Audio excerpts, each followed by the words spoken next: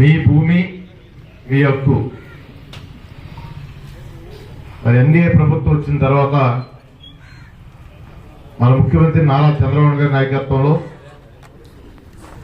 గతంలో జరిగిన ఈ భూ సర్వేలు కానీ, ఈ పాస్బుక్ విషయంలో కానీ, గ్రామీణ ప్రాంత భూముల విషయంలో అన్ని కూడా జరిగిన తప్పుల్ని సరిచేయడానికి కార్యక్రమం పెట్టారు. రెవెన్యూ వారు ఆధ్వర్యంలో ఈ కార్యక్రమం. దీన్ని మన ముఖ్యమంత్రి నారా చంద్రబాబు నాయుడు గారు ఈరోజు కర్నూలు జిల్లాలో మరి లాంఛనంగా ప్రారంభిస్తున్నారు. ఇది ఇప్పటికి కొన్ని గ్రామాలే పూర్తయినాయి. మన భీమవరం నియోజకవర్గంలో కూడా మరి కలెక్టర్ గారు, జేసీ గారు ఆధ్వర్యంలో ఈ కార్యక్రమాలు చేస్తారు. ఈరోజు ఈ పాస్బుక్లు ఇష్యూకి ముఖ్య అతిథి చేసిన మన పిఎస్సి చైర్మన్ శాసనసభ్యులు అంజిబాబు గారి నాయకత్వంలో ఎన్ని కార్యక్రమాలు జరుగుతాయని చెప్పి సందర్భంగా తెలియజేస్తున్నాం. రెవెన్యూ వారికి ఒకటే సూచన చేస్తున్నాను, ఎక్కడ కూడా ఈ పాస్బుక్ ఇష్యూలో కానీ, రీసర్వేలో కానీ రైతుల్ని దయచేసి మా రాజకీయ నాయకుల దగ్గరికి వచ్చే విధంగా మీరు చేయకండి. మరి ఎంఆర్ఓ గారు, విఆర్ఓలు వీళ్ళందరూ కూడా చాలా బాధ్యతగా ఏదైతే రైతులు ఇంత ముందర 5 సంవత్సరాల్లో రీసర్వే పేరిట ఈ పాస్బుక్ల పేరిట చాలా ఇబ్బందులు పడ్డారు 2019-24 వరకు. అటువంటి పరిస్థితి ఈ కూటమి ప్రభుత్వం రాకుండా దయచేసి అధికారులందరూ కూడా దీని మీద 1-2 సార్లు పరిశీలన చేసి కార్యక్రమాన్ని ముందుకు తీసుకెళ్లి కూటమి ప్రభుత్వానికి మంచి పేరు వచ్చే విధంగా ఈ కార్యక్రమం చేయాలని చెప్పి విజ్ఞప్తి చేస్తున్నాను. ఎందుకంటే ప్రతి గ్రామంలో చూశారు మీరు, మన ప్రాంతం యొక్క పరిస్థితి, గ్రామీణ ప్రాంతం యొక్క పరిస్థితి ఎలా ఉంటుందంటే ప్రతి ఇంట్లో కూడా సుమారు 25 సెంట్ల నుంచి ఎకరమో ఎకరన్నర మధ్యతరగతి కుటుంబాలు ఉంటాయి. వాళ్ళకి తాత ముత్తాతల నుంచి వచ్చిన ఆ భూములు, ఆ పొలం, ఒక ఇల్లు, 2 గేదెలు, ఈ రకమైన మరి పరిస్థితి ఉంటుంది. ఇంట్లో ఏదైనా డిస్టర్బ్ జరిగినప్పుడు, ఇబ్బంది జరిగినప్పుడు ఆ రైతులు కానీ, ఆ గ్రామస్తులు కానీ ఆ ప్రభుత్వాన్ని అక్కడున్న పరిపాలించే శాసనసభ్యుల మీద విపరీతం వచ్చి ఉంటుంది. అందుకోసం నేను రెవెన్యూ వారిని ఉద్దేశించి మాట్లాడటం జరిగింది. అటువంటి పరిస్థితి లేకుండా చేయమని చెప్పి వాళ్ళకి కోరుతున్నాం.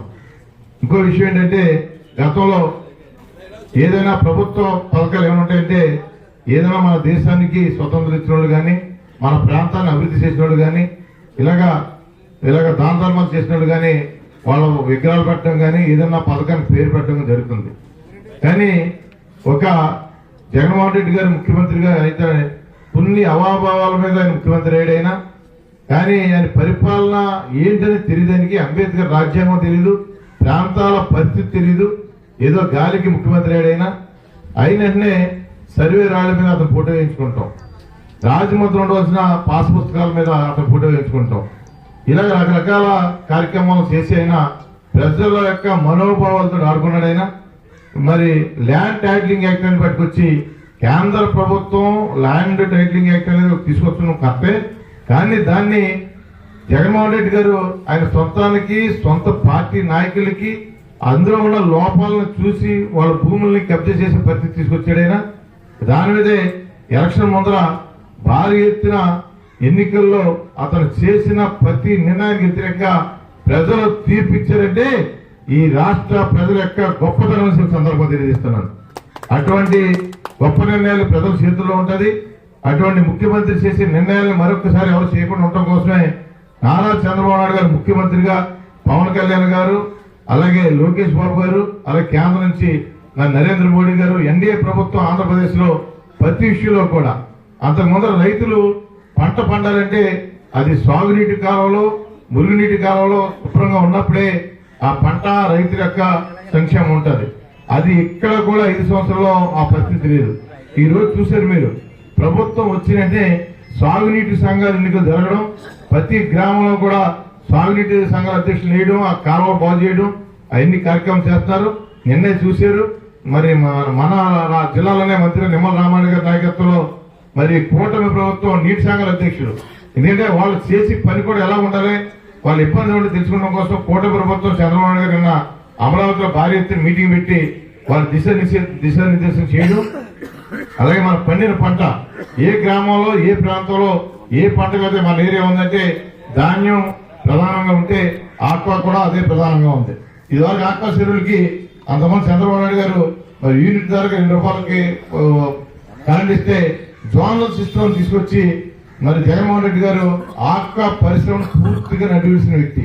ఈ రోజు చూడండి అవన్నీ ఏమి లేకోకుండా ₹1.5 విద్యుత్ ఛార్జీలు వేసే విధంగా, అలాగే అన్నింటి మీద కూడా మన ప్రభుత్వ పర్యవేక్షణ చేసి అక్కడ ఆక్వా రైతులు కానీ ఇటు ధాన్యం పండించే రైతులు కానీ సకాలంలో వాళ్ళకి ధాన్యం డబ్బు వచ్చే విధంగా అన్ని కార్యక్రమాలు కూడా చేస్తున్నారు. అంటే రైతులు బాగున్నప్పుడే ప్రభుత్వ విధానాలు బాగుంటే అలాగే ప్రజలు బాగుంటారని చెప్పేసి ఒక తలంపుతోటే ఎన్డీఏ ప్రభుత్వం ప్రత్యేకంగా రైతుల మీద దృష్టి పెట్టి కార్యక్రమం చేస్తుంది. రేపు బడ్జెట్ 11వ తారీఖు నుంచి కూడా బడ్జెట్ మన శాసనసభ్యుల వరకు పిఎస్సీ చైర్మన్ అయినా ఈ రైతుల బడ్జెట్ మీద కూడా ఆయన కూడా అవకాశం ఉంటుంది ఏమేమి చేయాలనేది. రాబోయే రోజుల్లో ఎన్డీఏ ప్రభుత్వం ఈ రాష్ట్రంలో ఒక అగ్రగామిగా మన ప్రజలకి రైతులకి యువతకి అందరికి కూడా అలాగే అన్నిటికీ కూడా అవకాశాన్ని వచ్చే విధంగా కార్యక్రమం చేస్తారు. ఎన్నో కార్యక్రమం చేస్తారు. ఒక ప్రతిపక్ష నాయకుడు అన్నవాడు ఏం చేస్తారు, ప్రభుత్వం తీసుకునే ప్రతి నిర్ణయంలో ప్రజలకు సంబంధించిన నిర్ణయాల్లో అసెంబ్లీ వెళ్ళి ప్రశ్నిస్తారు. ఆయనకి 11 మంది ఎమ్మెల్యేలు ఉన్నారు. అది సామాన్య విషయం కాదు. ఆయన పార్టీ 11 మంది ఎమ్మెల్యేలు అంటే చాలా ఎక్కువ. అటువంటి 11 మంది ఎమ్మెల్యేలని అసెంబ్లీకి తీసుకెళ్లి ప్రభుత్వం చేసే కార్యక్రమంలో అది మంచా చెడ్డ అనేది ప్రశ్నించడం మానేసి రోడ్డు మీదకి వచ్చి ఒక తప్పుని ఏదైనా కనుక ఒక సిట్టు దర్యాప్తు జరిగితే ఆ సిట్టు తప్పు అంటారు. దాని మీద రకరకాల మాటలు మాట్లాడతారు. నీకేముంది, నీకు రాజ్యాంగ ప్రకారంగా నీకు 11 మంది ఎమ్మెల్యేలు ఉన్నారు నీ పార్టీ వైఎస్ఆర్సీపీకి. నీకేమైనా చేతలు అవుతే రేపు 11 నుంచి అసెంబ్లీ జరుగుతుంది. అసెంబ్లీకి వెళ్ళి నువ్వు నిర్ణయాత్మకంగా ప్రశ్నించేయి. దానికి మా ప్రభుత్వం పూర్తిగా సమాధానం చెబుతుంది, ప్రజలకు తెలియపరుస్తుంది, నీకు గౌరవం పెరుగుతుంది. అంతేగాని రోడ్ల మీదకి వచ్చి నీ ఇష్టం వచ్చిన బూతులు తిట్టి నీ మనుషులతో బూతులు తిట్టించి ఈ రాష్ట్ర ప్రజల యొక్క మనోభావాలతో ఆడుకుంటే ఈ ప్రజలకు క్షమించరు, నిన్ను చరిత్ర క్షమించదని చెప్పి సందర్భం తెలియజేసుకుంటూ మరి ఈ రెవెన్యూ వారి దృష్టిలో ఇవన్నీ చేసే కార్యక్రమాన్ని కూడా ప్రతి గ్రామంలో కూడా ప్రతి రైతుకి ఏ ఇబ్బంది లేకుండా ఈ సర్వే కార్యక్రమం పూర్తి చేసి ఈ పాస్బుక్ లో రాజభక్తులు ఉన్న పాస్బుక్లను కూడా పంపిణీ చేయాలని కోరుకుంటూ రాబోయే రోజుల్లో కూడా రైతుల వెన్నుముక రైతుల కోసం మన భీమవరం నియోజకవర్గంలో ప్రతి విషయంలో కూడా నీటి సంఘాల ఆధ్వర్యంలో ఇరిగేషన్ శాఖ వారు అలాగే డ్రైనేజ్ శాఖ వారు కూడా మన శాసనసభ్యుల వారు అందరికీ విజ్ఞప్తి చేయడం జరిగింది. ప్రతి కాలంలో కూడా ఎక్కడైతే పుడుగులు తీయాలి, ఎక్కడ కాలగట్లు బాగు చేయాలి, రాబోయే రోజుల్లో రైతులకు ఏ ఇబ్బంది లేకుండా కార్యక్రమం చేయడానికి ఆయన నిన్నే మన కలెక్టర్ గారి ఆధ్వర్యంలో మీటింగ్ పెట్టడానికి కారణం కూడా మన శాసనసభ్యులు అని చెప్పి సందర్భం తెలియజేస్తున్నాను. ఈ కార్యక్రమాలన్నీ కూడా ముందుకు తీసుకెళ్లి రైతుల యొక్క ప్రతి కార్యక్రమాన్ని మరి మన భీమవరం నియోజకవర్గంలో ఈ జిల్లాలోనే ఉత్తమ రైతులు కార్యక్రమంగా చేసే విధంగా కార్యక్రమం చేస్తారని సందర్భం తెలియజేసుకుంటూ మరొకసారి రెవెన్యూ వారికి ఈ కార్యక్రమం చేసిన ధన్యవాదాలు తెలియజేస్తూ సెలవు చేయండి.